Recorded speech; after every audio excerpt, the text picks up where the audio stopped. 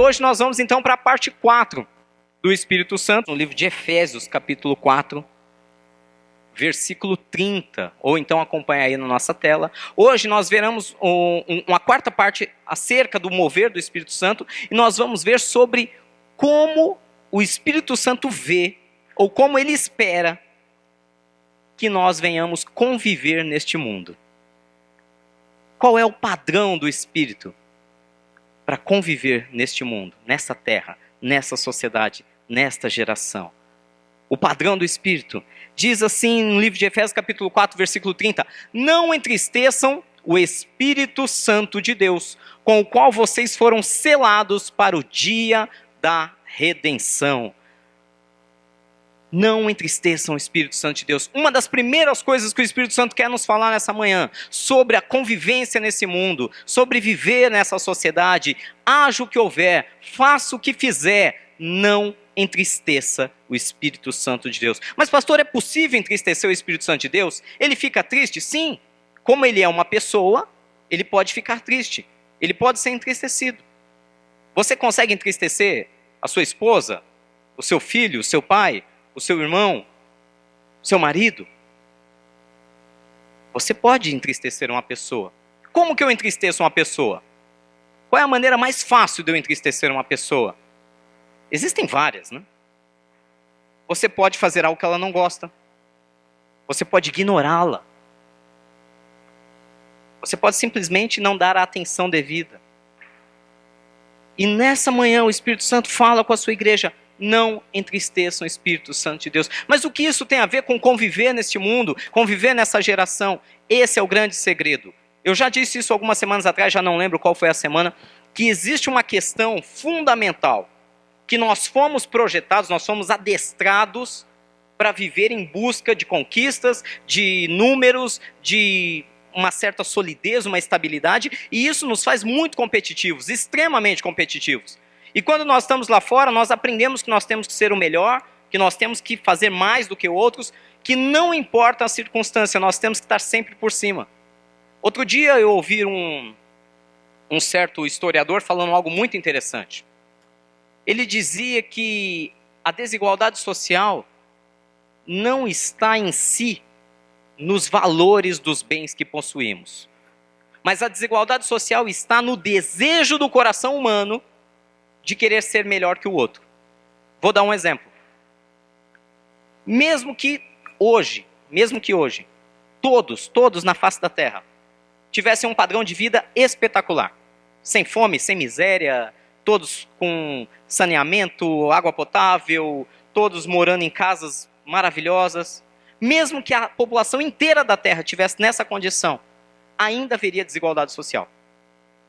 Porque, segundo esse homem, o problema do ser humano não é ver o outro bem. Nós queremos ver o outro bem. Sim ou não? O problema, segundo ele, da corrupção do coração humano é que eu quero ver todos bem. Mas eu quero ver eu melhor que todos. Essa é uma realidade da sociedade. Ninguém quer ver ninguém passando fome. Ninguém quer ver ninguém morando em casas sem estrutura nenhuma. Ninguém quer ver pessoas morando na rua. Todos desejam que todos sejam acolhidos. Mas a corrupção mais profunda dentro dos nossos corações, por mais que nós desejamos o melhor para todos, nós queremos que nós estejamos um passinho à frente, um passinho acima, um degrau acima. E isso sempre vai trazer desigualdade. O nosso coração, no mais profundo, acaba se corrompendo.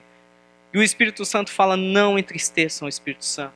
Porque se nós entrarmos nessa maluquice, se nós entrarmos nessa loucura desse mundo, de entrar numa competição desvairada, de sempre ser melhor, de sempre ter mais. Engraçado, né? Quando Jesus disse, ele resumiu os 2 grandes mandamentos, ele resumiu todos os 10 mandamentos em 2 grandes mandamentos.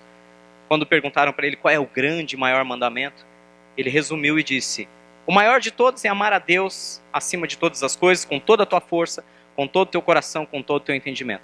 E o segundo, semelhante a esse, é amar o seu próximo como se fosse você mesmo. Isso resume que o que eu desejo para mim, eu desejo para o outro. Eu não desejo estar acima. Eu não desejo estar à frente. Eu não desejo possuir mais, conhecer mais. Mas o Espírito Santo diz: não entristeçam esse Espírito Santo. Não entrem nessa loucura. Não entrem nessa competição. Não entrem nessa coisa desvairada. Sabe por quê? Porque isso acontece em todos os lugares da nossa sociedade. Eu pergunto para vocês, isso acontece no trabalho? É o lugar que mais acontece na vida profissional. Isso acontece dentro das famílias? Acontece. Por que muitas vezes casais não se entendem? Por que filhos e pais não conseguem ter um relacionamento? Porque muitas vezes, sem perceber, por mais amor que esteja ali envolvido naquela relação familiar, sem perceber, existe uma competição para ver quem tem mais razão, quem pode mais, quem... Eu lembro, eu já fui adolescente. Faz um pouquinho de tempo, mas eu já fui. E o meu pensamento constante era: meus pais não sabem de nada. Eles não entendem. Essa era a minha resposta básica para tudo. Eles não entendem. Eu sei. Ele não consegue entender a sociedade hoje. Eu sei mais que eles. Eu sei fazer melhor que eles. Eu posso mais que eles. Esse era o meu pensamento adolescente. Ao mesmo tempo, meus pais olhavam para mim, e isso é padrão em qualquer família. E o que os pais pensam? Sabe de nada. Tão novo. Vai quebrar a cara muito ainda. Eu tenho experiência. Eu sei o que eu estou falando. Isso acontece dentro da família, isso acontece dentro do trabalho. Infelizmente, isso acontece dentro da igreja. Dentro da igreja. Pastor, isso acontece dentro da igreja? Sim. Você já parou para se perguntar por que o evangelho cresceu tanto em número nas últimas 4 décadas? Principalmente da década de 80 para cá. A década de 80 ela foi o grande boom da igreja chamada evangélica. Nós vimos um crescimento numérico formidável, maravilhoso, estrondoso. Templos gigantescos, mega igrejas com 4, 5, 6, 12 mil pessoas dentro. Uau! E o que isso significa? Que a igreja, de fato, a igreja que Cristo planejou, tem crescido ao redor da terra. Eu sou muito ácido quanto a isso, eu não tenho nenhuma vergonha de falar, vocês me conhecem. E muito menos medo eu tenho, porque todos esses cultos ficam lá gravados no nosso canal no YouTube e ficam aí para a posteridade. Mas eu sou muito ácido quando eu digo que a verdadeira igreja de Cristo não está em números, mas está naqueles que não querem entristecer o Espírito Santo de Deus. E quando eu digo isso, eu não estou dizendo uma placa ou outra, uma denominação ou outra. Ah, essa igreja vai para o céu, essa aqui não vai. Não, não é nada disso. Eu estou dizendo que dentro de um mesmo templo, dentro de uma mesma igreja, dentro de uma mesma comunidade, existem pessoas que de fato são igreja e existem pessoas que não são. E o que faz essa diferença? Aqueles que querem ou não agradar e aqueles que não se preocupam em agradar a Deus e acabam entristecendo o Espírito Santo de Deus. Alguns se desviaram. Alguns pegaram a Bíblia e distorceram. Meu querido, minha irmã, meu irmão, quando nós pegamos a palavra de Deus e nós tornamos ela conveniente aos nossos desejos, nós estamos entristecendo o Espírito Santo de Deus. Quando eu pego um versículo, quando eu pego um texto e eu simplesmente tiro do contexto e gero um pretexto para fazer algo que eu quero mais do que tudo, e eu arranco aquilo completamente do propósito original que Deus tinha planejado, eu estou entristecendo o Espírito Santo de Deus. Você já viu alguém fazendo isso? Algum cristão? Dito cristão? Não, porque a Bíblia diz, e usando a palavra. Eu já vi discussão de casais usando a Bíblia. Eu já vi cada absurdo que vocês não têm ideia. Eu já vi um adultério justificado dentro de uma escritura. Não, aqui a palavra diz tal, tal. Vocês, alguns já devem ter visto esse vídeo, é antigo, mas basta procurar no YouTube e você acha com muita facilidade. Um pastor, sei lá o que deu na cabeça dele, pegou um texto absurdo, não interpretou o texto, não fez uma hermenêutica correta, sequer conseguiu entender a pontuação, a vírgula que estava lá naquele texto, chegou para um casal e disse: a Bíblia está mandando eu ter um caso com a sua esposa. Hã? você fala, não, pastor, isso não existe. Existe, está lá, a reportagem está lá, o vídeo está lá, para todo mundo que quiser procurar. Isso aconteceu há muitos anos atrás, uns 20 anos, sei lá, não sei quanto tempo. E aconteceu com consentimento. Pastor, misericórdia, E Efésios só diz, não entristeça o Espírito Santo de Deus para fazer aquilo que convém para você. Outros, então, pegam essa escritura, distorcem e vira para você e fala, sabe aquele carro, sabe aquela casa, sabe aquela poupança que você tem guardado, aquela aplicação? Então, não é sua, é de Deus, tem que dar tudo para Deus. E arrumam desculpas dentro da palavra de Deus, dizendo que você tem que fazer mais do que aquilo que Deus está te pedindo. E vão literalmente arrancar até a tua alma, se deixar. Outros vão distorcer as escrituras. E como eu sou bastante ácido com isso, hoje eu não vou poupar palavras. Doa quem doer. Outros distorcem as escrituras e mesmo provado por A mais B que o próprio Senhor Jesus Cristo nunca, absolutamente nunca, se envolveu com política. Nunca. Mesmo quando tentaram coroá-lo rei em Israel. Alguns pegam as escrituras e ficam defendendo o candidato A, B, partido tal, linha tal. Não tem base bíblica. Não, mas esse é o melhor para a sociedade. Jesus faria isso. Não, Jesus não faria porque Jesus não fez. Pegam as escrituras e vão atrás dos seus sonhos humanos e distorcem para apoiar a esquerda, para apoiar a direita, para apoiar os liberais, para apoiar os conservadores, para apoiar o dinheiro, o ganho, o lucro, a bênção, o pecado. Pessoas distorcem a palavra de Deus e entristecem o Espírito Santo de Deus. O que eu vou dizer é muito sério. Se o teu desejo, seja ele qual for, se o teu sonho, seja ele qual for, está acima do próprio Deus, está acima da própria vontade de Deus perfeita para a sua vida, você corre um risco enorme de entristecer o Espírito Santo de Deus. Seja ele qual for. Você corre um risco enorme de transformar o que nós fazemos aqui como igreja, ou onde quer que você se reúna como igreja, pegar aquilo e tirar fora do sonho de Deus para beneficiar o seu próprio coração humano. A maior prova disso, se você acompanhar comigo, vai lá em 1 Timóteo, capítulo 4, versículo 1 e 2. O Espírito Santo é uma pessoa e ele fica completamente triste. Eu passei essa madrugada pensando em tudo isso que eu estou te falando. E eu confesso para vocês, uma angústia, uma coisa horrível. Um sentimento de repúdio, de repulsa, de nojo. Um sentimento... é difícil de descrever, mas eu acho que a palavra mais apropriada seria angústia. Eu fiquei tão angustiado essa madrugada, orando e falando com Deus, pensando em tudo isso nessa pregação, de como hoje a palavra de Deus virou uma brincadeira para beneficiar o que a gente quer. A gente arruma desculpa para tudo. Como está difícil. Quanta gente entristecendo o Espírito Santo de Deus. Quantas vezes eu entristeço o Espírito Santo de Deus. Quantas vezes vocês entristecem o Espírito Santo de Deus. Porque simplesmente tem algo que querem e passam por cima daquilo que ele quer fazer. E em 1 Timóteo capítulo 4, versículo 1 e 2, fala muito claramente sobre isso, que o Espírito diz claramente, Espírito com E maiúsculo, é o próprio Espírito Santo afirmando que nos últimos tempos, alguns abandonarão a fé e seguirão a espíritos enganadores e doutrinas de demônios. Tais ensinamentos vêm de homens hipócritas e mentirosos, que têm a consciência cauterizada. Eu sei que é muito fácil a gente pegar esse texto e imaginar aqueles pastores enganadores, aqueles lobos vestidos em pele de cordeiro. Eu sei que é muito fácil pegar esse texto e pensar em pessoas maliciosas, maldosas, que estão querendo enganar a sociedade. É muito fácil, mas é difícil pegar esse texto e trazer ele para a nossa vida.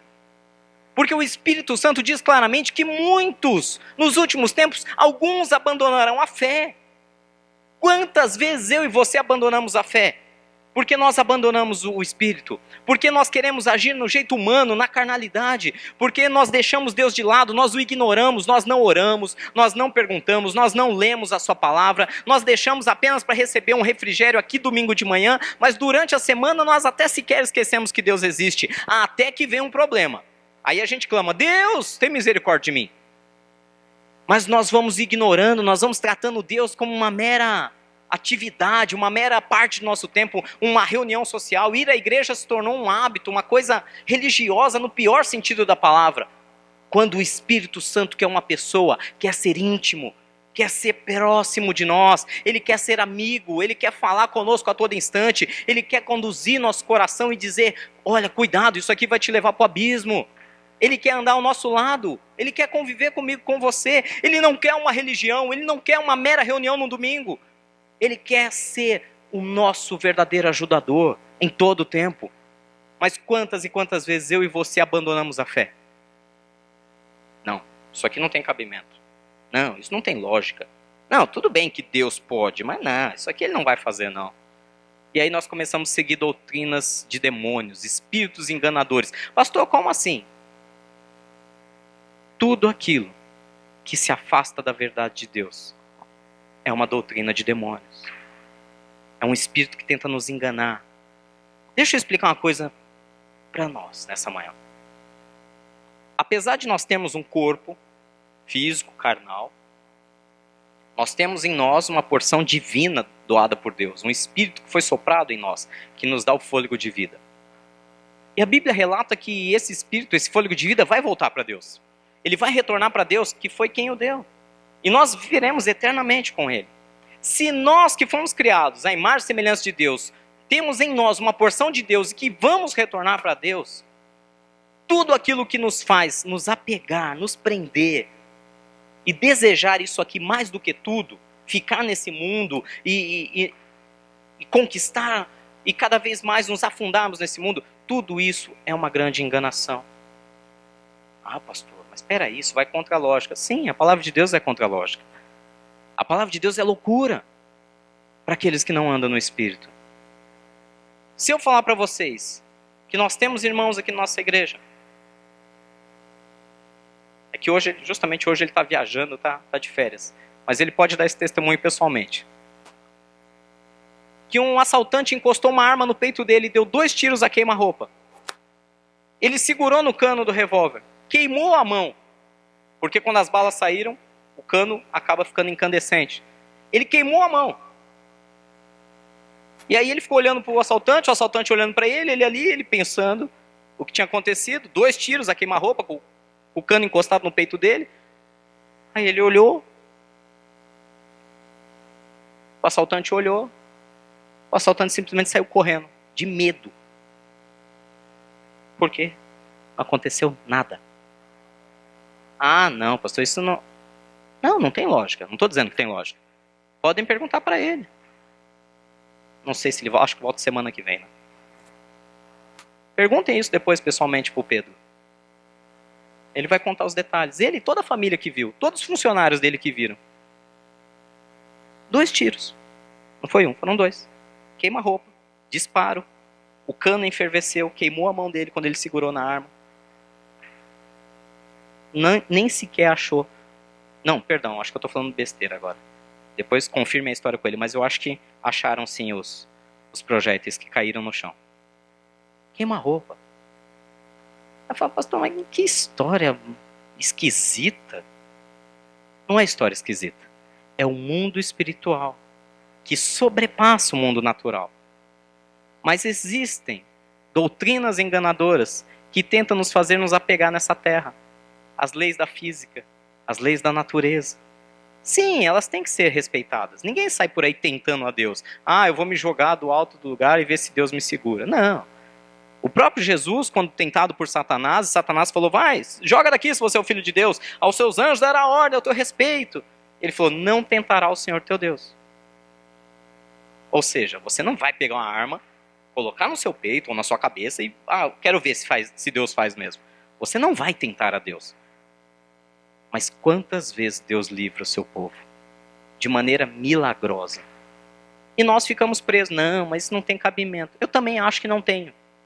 Até eu ver coisas como essa.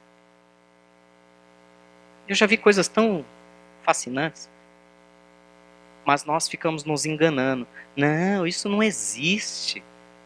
Certa vez eu e a Vanessa, nós tínhamos comprado um carro novo. Acho que fazia menos de um mês que nós estávamos com o carro. E carro novo sempre é aquela coisa legal, né? Você sempre fica, né? Puxa, carro novo. Aquele cheirinho de novo, né? Aquela coisa. Tá curtindo o carro. Nós saímos de um culto, de uma casa, uma reunião em Osasco. E assim que a gente saiu, pegou uma avenida. Veio um cara desgovernado, provavelmente embriagado. E o cara levou a lateral inteira do carro. Foi aquele barulho, até empurrou o nosso carro. A gente estava numa pista, foi meio que empurrado para outra. E eu fiquei, mas pegou do porta-mala ao paralama dianteiro. Eu falei, meu, que triste. Na hora eu pensei, o coração, falei, puxa vida, tem que trocar a lateral inteira, o carro não tem nem um mês. Eu pensei, mas eu não abri a boca. A Vanessa também não. A gente olhou um pra cara do outro, os dois tristes, assim, tipo, não, já vamos ter que encostar o carro aqui. Mas nenhum dos dois abriu a boca. A gente saiu de um culto tão maravilhoso, tão tremendo. E a gente foi incapaz de reclamar. Mas pensamos. E aí os dois olhando pra cara do outro. Aí ela só me perguntou, vai parar? Falei, não, vamos embora.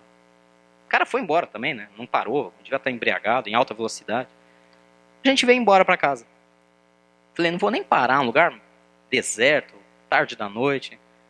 Falei, vamos embora, vamos pra casa lá, a gente vê o que aconteceu. E aí a gente veio lutando, no espírito mesmo, pra não cair naquela tristeza do momento, né, da chateação.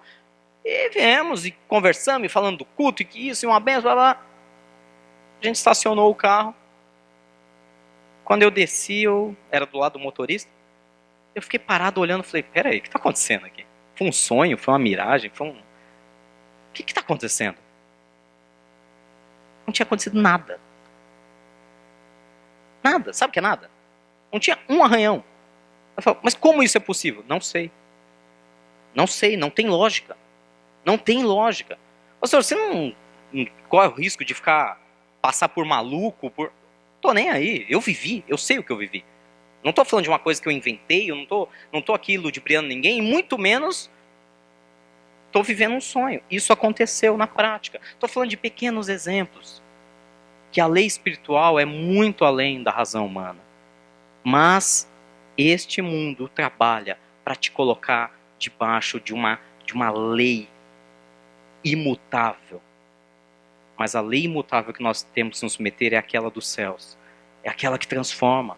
É aquela que restaura o casamento mais destruído. É aquela que traz de novo o relacionamento e o amor e o respeito entre pais e filhos. É aquela que um dia você está completamente sem nenhuma perspectiva financeira e no outro dia você vê Deus colocando ali sementes e brota e multiplica e cresce e você não sabe nem dizer como. Quantas coisas, meus irmãos, eu poderia passar aqui falando, quantos milagres nós vivemos. A questão é, você está perdendo a sua fé? Você está abandonando a sua fé para seguir doutrinas de enganadores ou até mesmo de demônios? Ou você permanece na fé?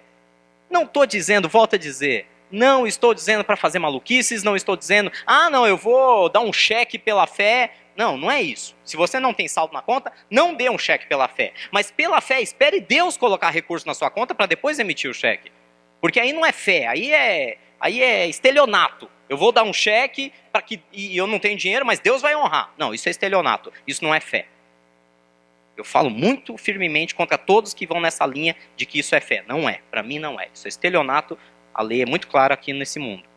A questão é, você tem fé que Deus pode te multiplicar e te trazer recursos de onde não vem? Quantas vezes nós vemos isso? Quantas vezes alguns de vocês viram isso? Quantas curas milagrosas, inexplicáveis, diagnósticos considerados irreversíveis que foram revertidos? Mas alguns abandonaram. Alguns abandonaram. E estão vivendo segundo o padrão desse mundo. Se você for comigo, lá no próximo texto de 1 Coríntios capítulo 2.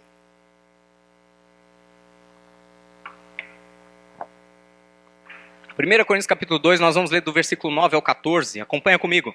Todavia, como está escrito, olho nenhum viu, ouvido nenhum ouviu, mente nenhuma imaginou o que Deus preparou para aqueles que o amam. Tem uma condição, para aqueles que o amam.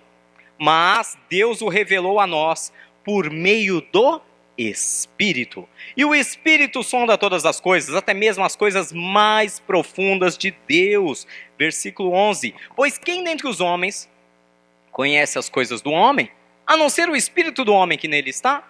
Da mesma forma, ninguém conhece as coisas de Deus, a não ser o Espírito de Deus.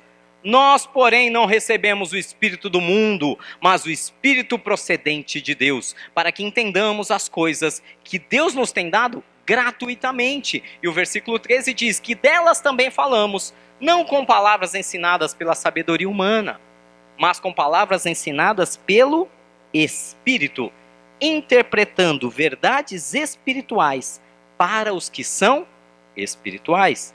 Quem não tem o Espírito não aceita as coisas que vêm do Espírito de Deus, pois lhes são loucura e não é capaz de entendê-las, porque elas são discernidas espiritualmente. Ou seja, em que classe você está hoje como cristão? Você é um cristão intelectual que aceita mais as leis que regem o mundo físico do que as leis que regem o mundo espiritual? Ou você é um cristão espiritual, que entende que o que Deus fala, está falado, por mais maluquice que pareça? Eu não sei vocês, mas eu já fui muito zombado por causa disso. Eu não sei vocês, eu já passei por cada aperto. Imagina a situação, camarada vai para a universidade e fala, olha, eu quero ser docente e pesquisador. Puxa, que legal, vai trabalhar com ciência, com pesquisa, isso. E aí, depois de muito tempo, muita dedicação, 2 iniciações científicas durante a graduação, finalmente chego no mestrado. A primeira coisa que o camarada me pergunta na entrevista é, eu estou vendo aqui que você é um cara de fé. Eu falei, exato, eu sou um homem de fé. Muito bom, jovem, um jovem de fé. E se você que tiver a escolher entre a sua fé e a ciência, o que você prefere? Eu falo, primeiro, eu não preciso escolher, porque as duas se completam. Mas se chegar ao ponto absurdo de te pedirem para eu escolher entre a fé e a ciência, porque ciência é conhecimento, e conhecimento humano, eu prefiro o conhecimento de Deus, porque a fé vai além do conhecimento humano. E o camarada ameaçou me cortar do programa de mestrado, porque eu disse que eu preferia escolher a fé. E ele falou, eu poderia te cortar do programa por isso. Eu falei, faça a sua escolha, a minha está feita. E mesmo depois de tantos anos de mestrado, tantos anos de doutorado, quanta coisa eu tive que engolir. Quanta zombaria. Não, não é possível. Daqui a pouco você vai me dizer que você acredita mesmo que o homem veio espontaneamente da criação de Deus. Eu falei, gente, precisa ser muito mais do que... Uma vez eu falei isso para um amigo meu, ele estava me questionando essa questão, ele falou, não, mas é claro, é óbvio que o homem veio do macaco. Olha aqui, isso. É claro que a vida começou de uma geração espontânea. A ciência prova. A ciência está aqui, a teoria está aqui. E eu brinquei com ele, eu falei, olha, qual de nós dois tem mais fé? Eu, que creio que um ser superior, supremo, sublime, perfeito, projetou tudo bonitinho e foi lá e criou? Ou você que acredita que a vida surgiu do nada? Qual de nós dois tem mais fé? Não, mas eu estou aqui baseado na ciência. E eu continuo afirmando, tem que ter muita fé para acreditar que uma reação química, juntamente com alguns relâmpagos e coisas assim, e explosões, conseguiram gerar uma coisa chamada vida. Uma coisa que possui o fôlego, que possui um brilho.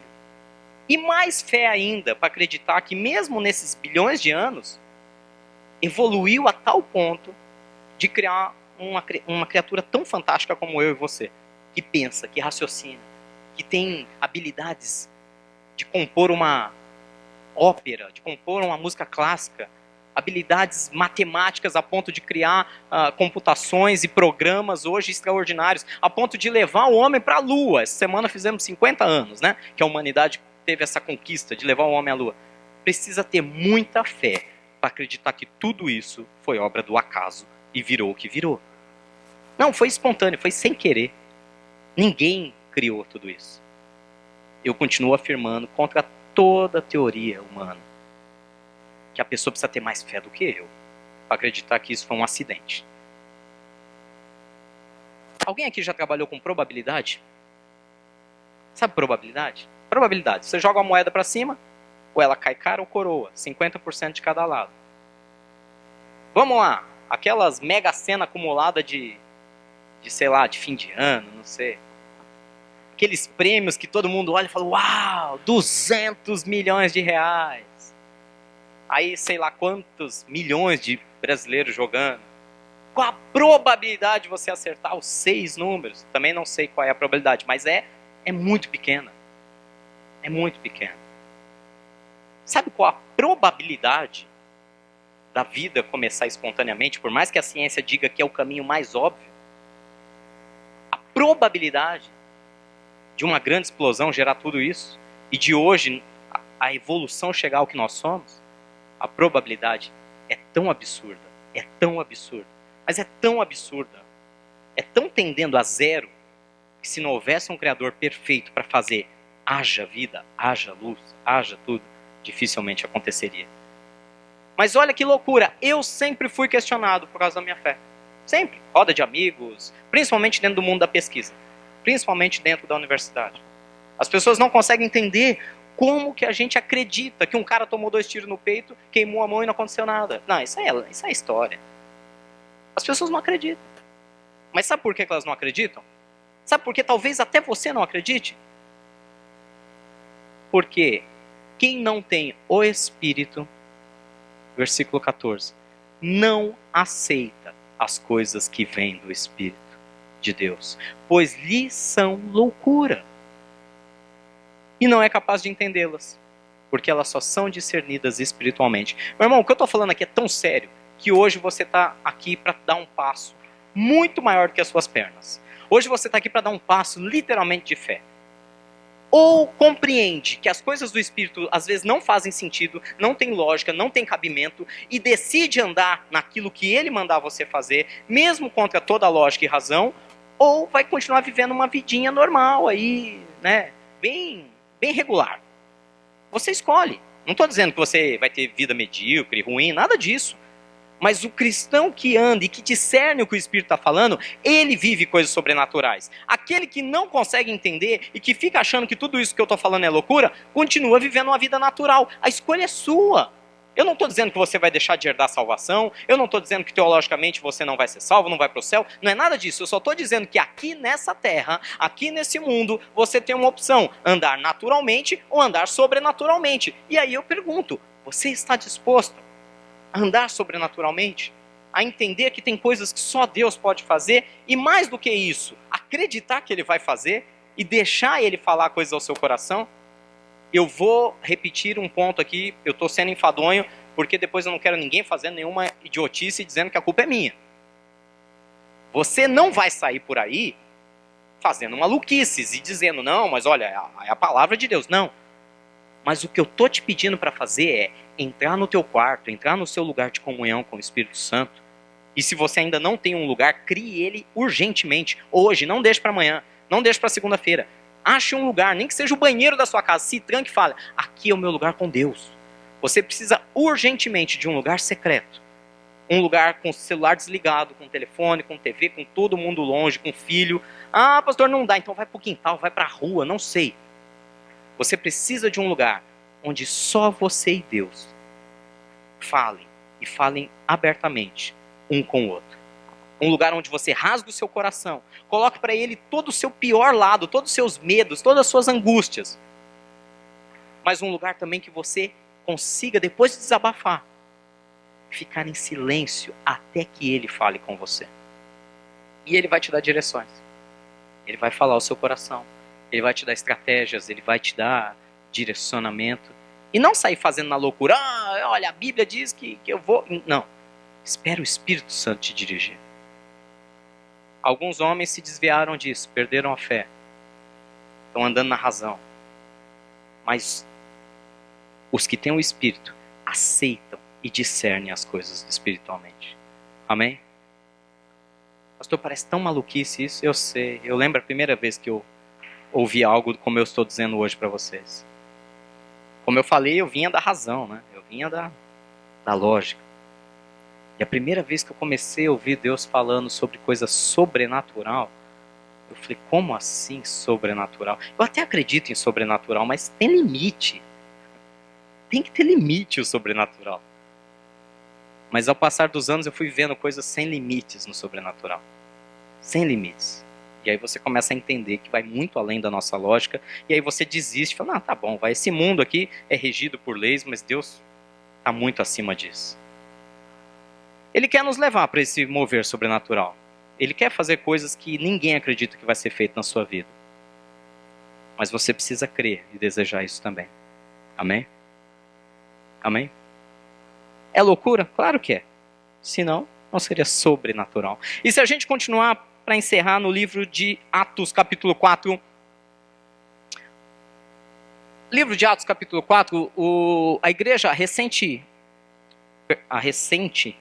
e crescente igreja cristã, ela estava sofrendo muita perseguição, muita ameaça. Muita mesmo.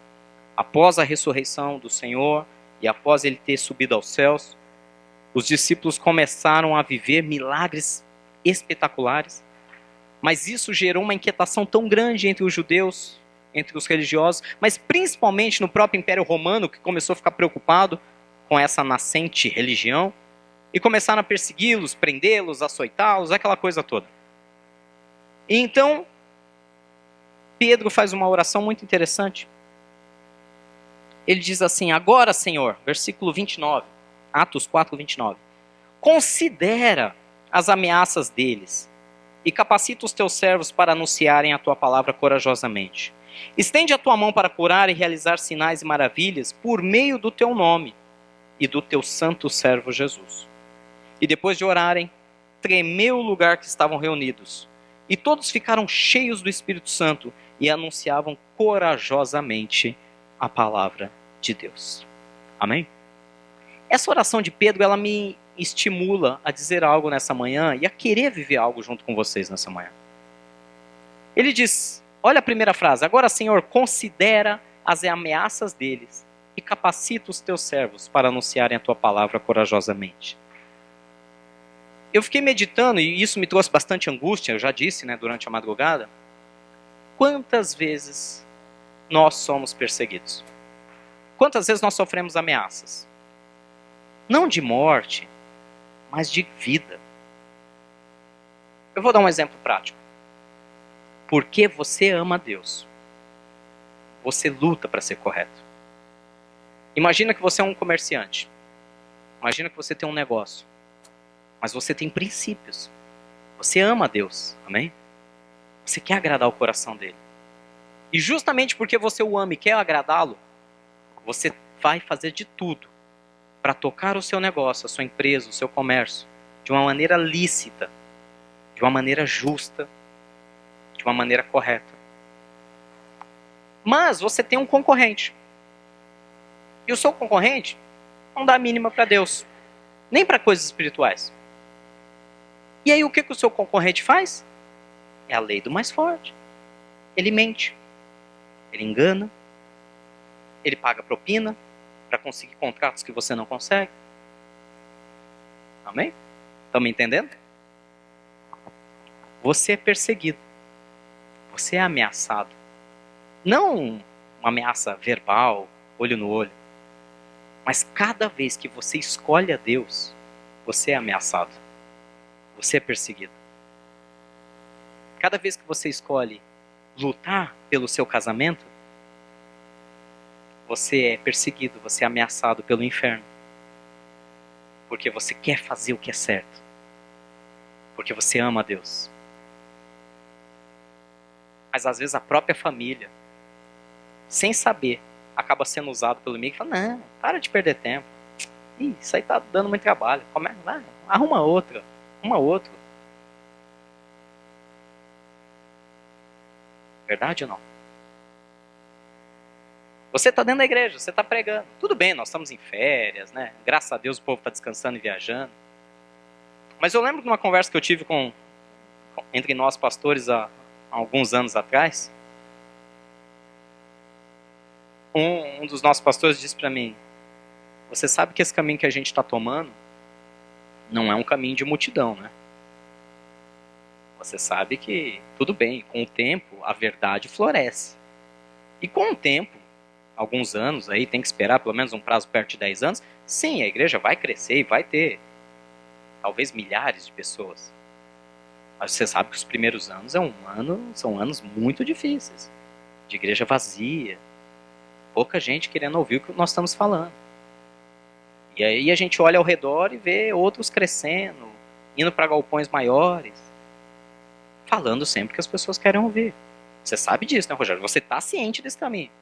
Sim, estou ciente. Isso é uma ameaça.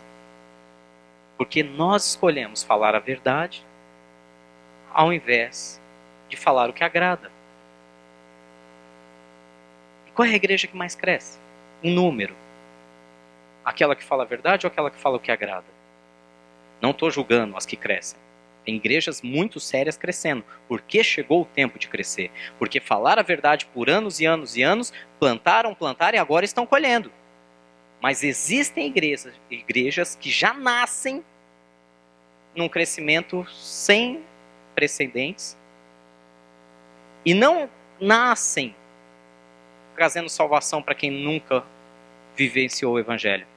Mas já nascem e ficam enormes, atraindo pessoas já cristãs, já crentes, já sei lá o que quiserem chamar, evangélicos, de outras igrejas da região.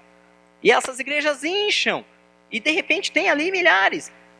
E é uma verdadeira torre de Babel. Pessoas de várias igrejas, vários credos, várias teologias, tudo ali reunido no mesmo lugar. E por que essas pessoas estão ali todas reunidas? Porque estão ouvindo aquilo que agrada.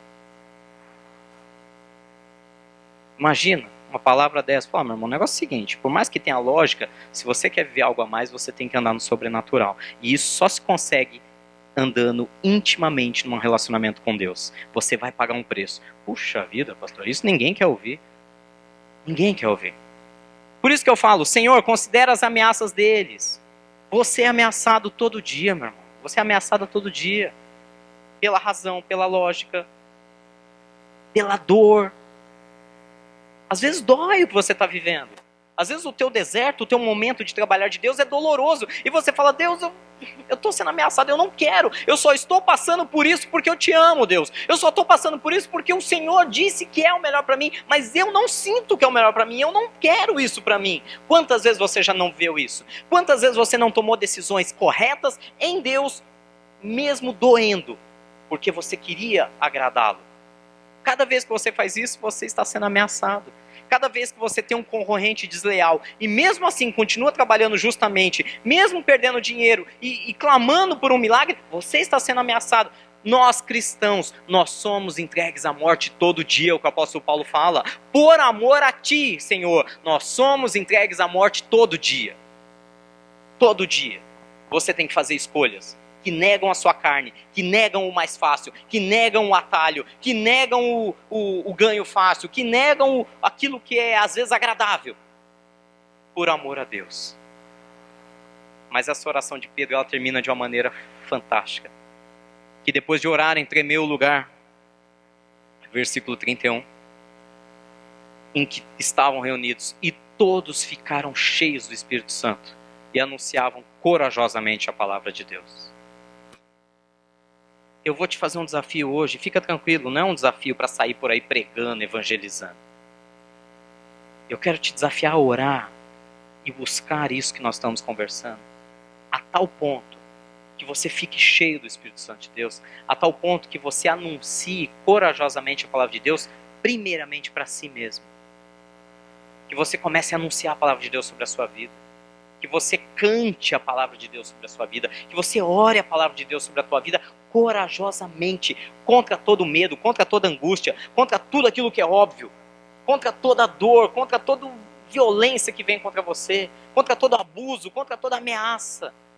Se você começar a cantar, declarar, profetizar, orar essa palavra sobre a sua própria vida com coragem, você vai ver o que o Espírito Santo de Deus vai fazer. Eu uso muito a palavra de Deus para orar, e eu te desafio a fazer o mesmo. Os grandes teólogos, os grandes homens de Deus de toda a história, eles usavam a palavra de Deus para orar. Senhor, a tua palavra diz isso, mas eu não consigo acreditar. Ajuda-me na minha falta de fé. Senhor, eu quero ver esse versículo assim, assim, assim se cumprindo na minha vida. Eu quero anunciar corajosamente essa palavra sobre mim. Eu quero viver os teus sonhos. Eu quero viver os teus planos. Eu quero andar no Espírito. Começa com você. Depois você vai ver o que Deus vai fazer. Parece intensa. E é intensa essa palavra. Não só para vocês que estão aqui hoje, mas para todos que essa palavra chegar através dos canais. Que o Espírito Santo os encha. Que Ele faça, que Ele os desafie, que eles tirem você do padrão. Que eles, minha oração nessa manhã é que Ele arranque, que o Espírito Santo inquiete de uma tal maneira que Ele arranque você de tudo aquilo que é natural e leve você para um outro nível, o nível do sobrenatural do Espírito de Deus. Amém?